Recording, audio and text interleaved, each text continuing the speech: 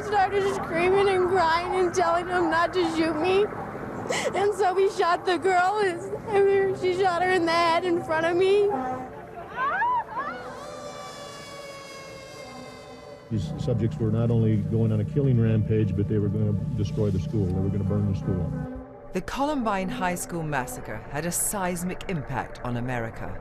13 people died and 24 others were injured before the two killers turned their guns on themselves.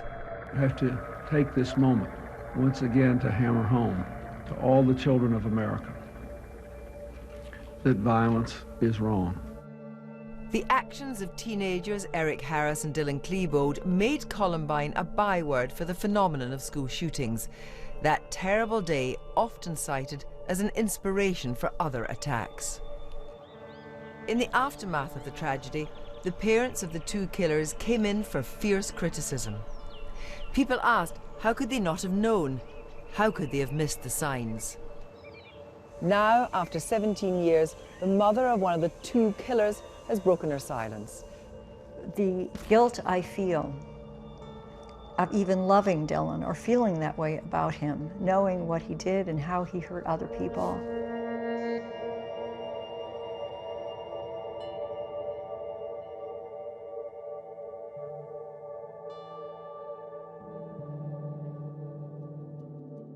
For 17 years, Dylan Klebold's mother, Sue, has been trying to understand what drove her son to kill. I felt that by sharing this story, it might help somebody. It might give them an opportunity to view their own families, their own children, differently and see things in a way that I was not able to see. What kind of child was he? He was a cherub. He was precocious. He was extremely bright, playful, loving, thick blonde hair like a mane, and just a happy, engaging child. In the book, you say that when Dylan was born, you had a premonition that something awful was going to happen. That was the strangest thing, and I have never in my life had anything happen like that. When Dylan was an infant, he was newborn, and I was in the hospital, and I was holding him in my arms, and I had a sudden feeling. It was all I can think of. It was like a bird of prey had passed over us, and it just cast, I felt like a shadow that had brushed across my face. And this feeling I got was that this child will bring you sorrow, that something is wrong. And it was so bizarre because he was a healthy, perfectly healthy child. But I do remember having that feeling. And I never thought about it again until like the day after Columbine. I woke up and I remembered that.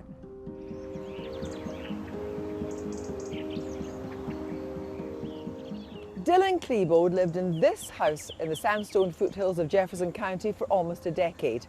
Dylan, his older brother Byron, his mother Sue, his father Tom were typically a suburban family. Sue worked looking after disabled students in a community college. Tom was a geophysicist. They both looked for good behaviour in their boys. Dylan and Eric met at middle school and entered Columbine High in 1995, aged 14 and 15 respectively. Over time, they became increasingly close. Dylan nicknamed himself Vodka. Eric was Reb, short for Rebel.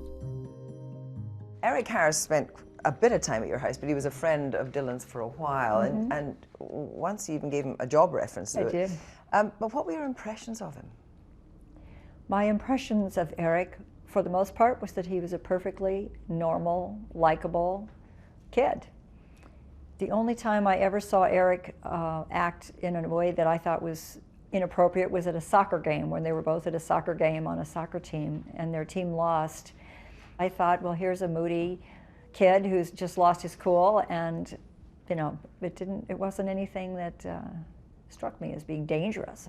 But what was Dylan's relationship with him like, do you think? I felt that up until the time that they got in trouble together, when they were arrested. Which was 1997. Yes, it was 14 months before they died. They both were involved in a theft. They stole something out of a parked van. They both got arrested. Then they got into something called a diversion program. When that incident occurred, I determined that their influence on each other was not a good thing. We, my husband and I, made an effort to try to keep them apart more and to very closely monitor this relationship. And it seemed to us that Dylan had pulled back from that relationship a lot on his own. The boys escaped a criminal record by enrolling in a rehabilitation program known as diversion. But Dylan's behavior towards his parents was becoming increasingly erratic. Dylan became more withdrawn, more hostile, but he still took part in family events. He held down a part-time job. He went to the school prom 3 days before the massacre. But what his parents didn't know was that Dylan Klebold had been suicidal for 2 years. He poured all his rage and upset into diaries and journals that were only handed to the Klebolds by the police almost 2 years after the killing. In the diversion paperwork, you wrote, Dylan is introverted and has grown up isolated from those who are different in age, culture, other factors. He's often angry or sullen, and behaviours seem disrespectful to others. He seems intolerant of those in authority and intolerant of others. These were some of the core issues affecting him, weren't they? Right, and what I wanted to do when we went to diversion, I was so worried about him that I wanted to put everything into the diversion report that could show any kind of concerns that I had. So I tried to be extremely open to say, yes, he gets irritable, and yes, he does spend time in his room, and because I wanted them to be able to help him and help us deal with this. That was as bad as it got with Dylan when I tried to say, what could I say, that would put it all out there so they could help. You talked about having concerns over his behavior. Mm-hmm. So did you check on his room? Oh, yes. In the times that I was in and out of his room, it was because I was checking to see how clean it was. I mean, it was like, we need to change your bed, let's get this picked up. Or I wasn't looking for anything wrong because I didn't see it. Now, after he was arrested, yes, I searched his room. We tore his room apart because it was like, what are we missing? I'm a parent who believes in searching kids' rooms for their own protection. But over time, as I said, the arrest was 14 months before he died. He was a graduating senior going off to college, and it seemed that at some point it was no longer appropriate to search his room because he was going to be moving out and living on his own. Dylan was just weeks away from graduation when the massacre took place. Columbine High School lies 15 miles south of Denver in the shadow of the Rocky Mountains. On the 20th of April 1999, its name became infamous around the world when Dylan Klebold and Eric Harris calmly drove their cars packed with explosives, guns and grenades into the school's parking lot and set about destroying the school. This wasn't a moment of madness. It was a cold-blooded massacre, months and months in the planning.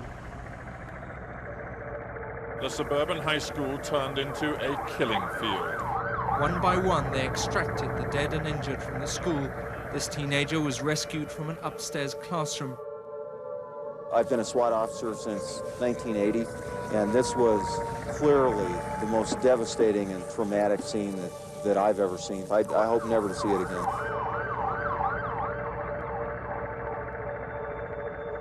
Tell me how that day began. It was still dark, the house was black, and I heard Dylan thundering down the stairs in his boots because his bedroom was upstairs and ours was down. And I was startled because it was too early for him to be up. And I opened my bedroom door and I yelled, "Dill," and he had run past my room down the stairs and he was at the front door. And I couldn't see him, but all I heard him say was "bye," and then he slammed the door and left. And I was very concerned. I woke my husband immediately and said, something is bothering him. Would you be home today? Will you talk with him? And my husband worked out of our home and he said, yes, I'll be home. I'll be home all day. I'll talk to him when he gets home. And then what happened? About noon, I was getting ready to go to a meeting. I worked for the community college system. And I had left my desk and came back and the message light was flashing on my telephone. And I thought, well, I better listen to this. I picked up the phone and listened, and it was my husband's voice, and he sounded horribly upset. His voice was cracking. He could hardly breathe. And he said, listen to the television. Something horrible is happening at school. It was such a day of confusion. Police came to our home. We were asked to leave our home. We had to sit outside. We sat on the ground all day. At that stage, though, you must have thought that it was more likely that your son was involved in the shooting as opposed to being shot. We could hear through the window the television that had been left on, and at one point we heard 25 people are dead. And I remember at that point thinking, you know, if Dylan is really doing this, he must stop. And at that moment is when I really, I prayed for him to die. I mean, I thought, something has got to stop this. This is whatever it is that's going on.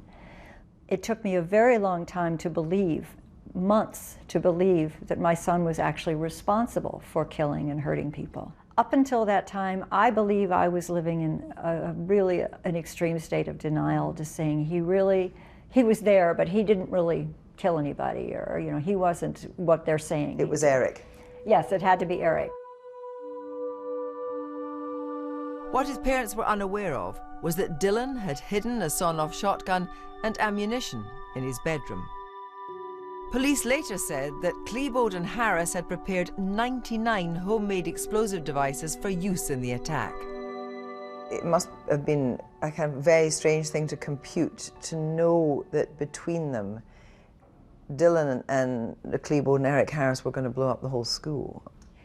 That was one of the most difficult moments of this entire process, because I had to go through so many phases of accepting this and accepting, okay, they were there, and okay, they hurt people, and it was purposeful, and yes, it was planned, it wasn't impulsiveness. And then at the police report, to finally learn that their plan had been to kill everyone in the school, but the plan failed. And when I thought of that and thought of the magnitude, I really didn't think I was going to live through it. And you in the book describe him sometimes as withdrawn, sometimes monosyllabic, and that he took failure hard. And I wonder, do you feel that there were certain signs there that you missed then? I think there were. In particular, the fact that in his junior year, several things happened to him. We had all those issues in a row. He got arrested, he got in trouble at school, you know, he had scratched a locker at school. I did not recognize that those things meant that there was a potential life and death situation. I did not recognize that these were possible signs of a mental condition. According to FBI records, there have been 50 mass murders or attempted mass murders at schools in America since Columbine. Sue Klebold made one stipulation before our interview, that we would not show the CCTV pictures of Dylan and Eric in the school during the massacre, for fear of copycat attacks. You were asked to go to the sheriff's office 6 months after the massacre to be shown videos, so tell me about that.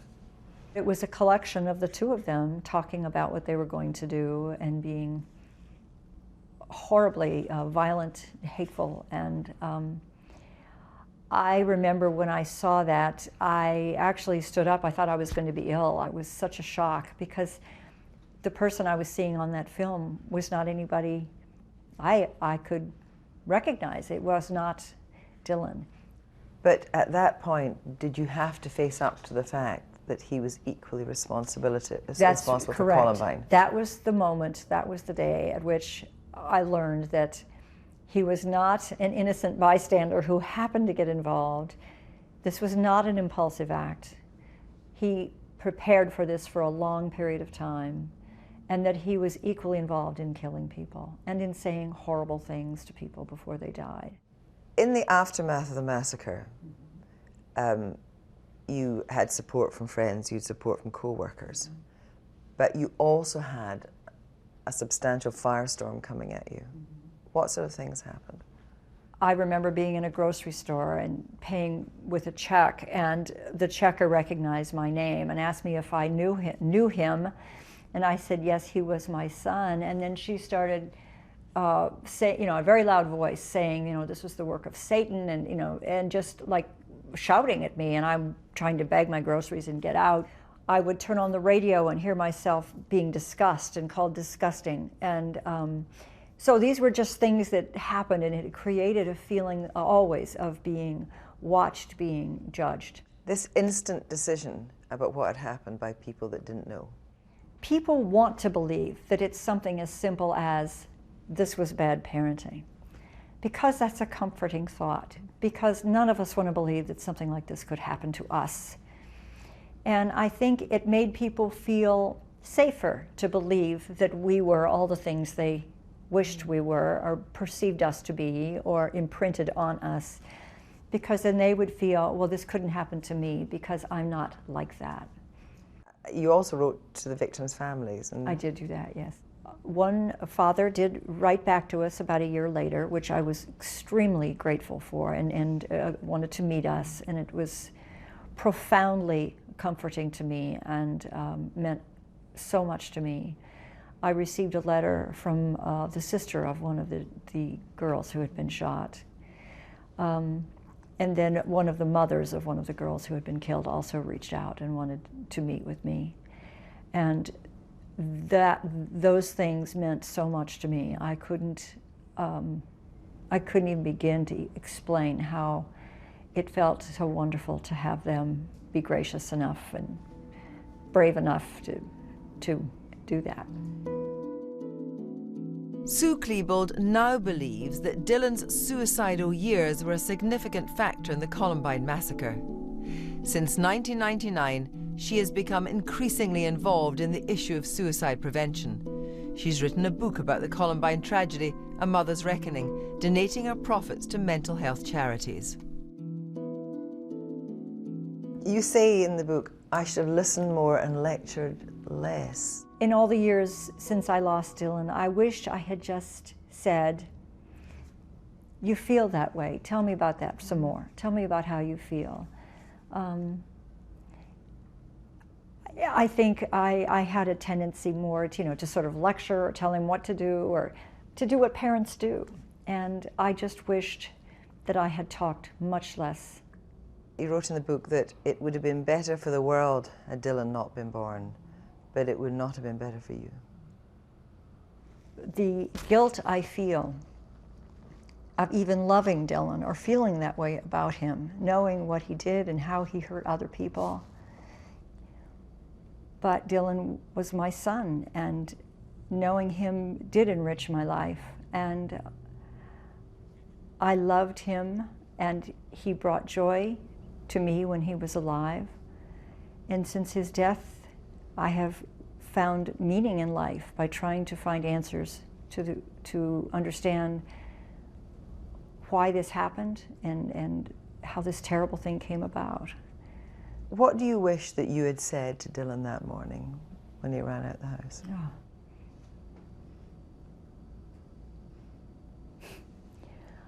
I think I wish I had just tackled him and just said, sit down, you're not going anywhere. We're going to talk. And I read somewhere that you'd actually worn a piece of his clothing. You'd held on to things. Yes, I did wear his clothes for a long time. We all, my husband and I both did. It's just a feeling of just wanting him a little bit closer. In the aftermath of all this, you were very strong and long marriage, didn't survive. Mm-hmm. And I wonder why you decided to go your separate ways. You said for the sake of our friendship. Right. When this tragedy happened, it was like a lightning bolt hitting a tree. It just sort of split whatever the marriage was. We responded to the tragedy differently and what we felt our life calling was in relation to this. We found it was like being on an ice floe that just got smaller and smaller and smaller, and there was no common ground.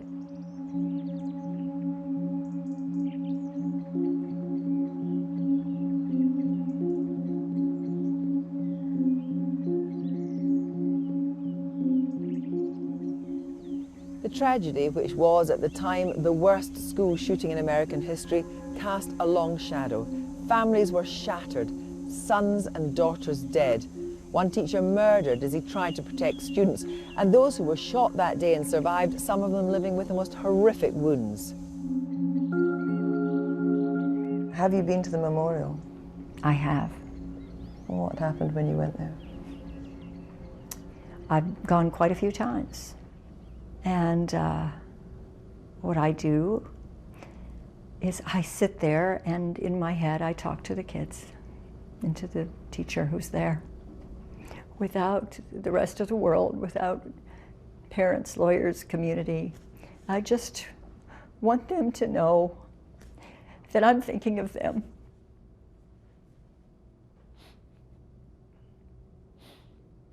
And I will always think of them. Do you want to take a moment? I'm okay. Okay. You talk a lot in the book about faith. Do you still believe in God?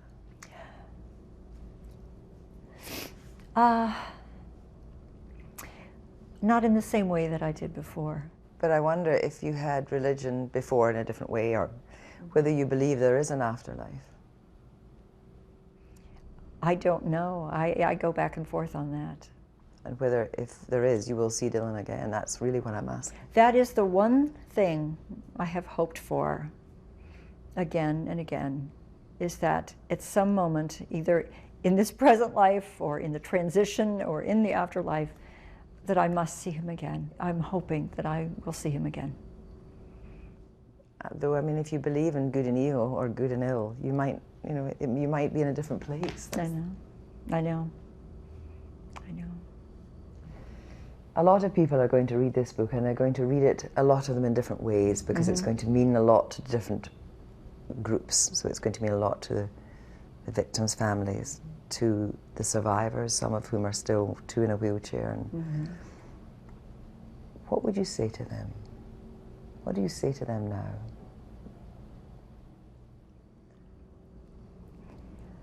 I have this feeling of wanting to say over and over again, I'm sorry, I'm sorry, I'm sorry. And I know that such a thing is so completely inadequate. But I don't know what else to say besides I'm sorry. I'm just so sorry for what Dylan did. And I wouldn't even know what else to say.